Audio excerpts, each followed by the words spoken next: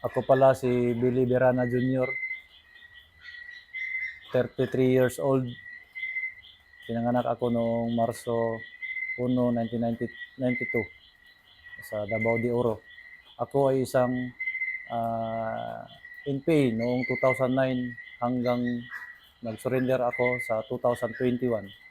No, dito sa unit sa Sub-Regional Committee ALIP ng Far South Mindanao Region at naging ano ako, secretary ng SRC ALIP at naging isang vice CEO ng ROC Far South Mindanao Region.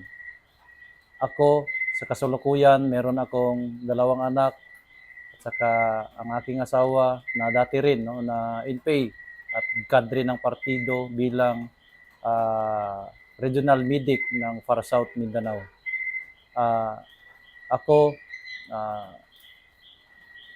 ako ako sa aking sarili no, nag-surrender ako para mabuo yung aking pamilya at saka tama na yon yung pagbuhis ng buhay at naging sa pananaw ng partido siya ay bayani ang aking papa.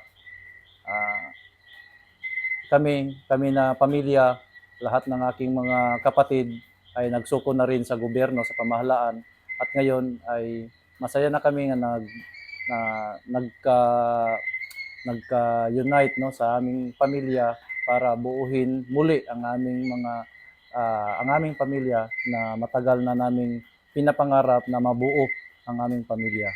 Sa ngayon, kami ay masaya kami nga nabuo sa aming pamilya sa tulong ng gobyerno ng Pilipinas. Bahagi na rin ng federasyon. Ako ay isang chairman ng federasyon dito sa Socsargin at meron kaming advokasya na gampanan at itaguyod namin ang peace and development dito sa Socsargin region na kailangan naming pagtibayin ang aming pagsama-sama bilang mga former rebels para makatulong, makaambag sa aming komunidad o sa pangkabuuan sa ating lipunan para ma-establish natin ang pangmatagalang peace no dito sa ating bansa.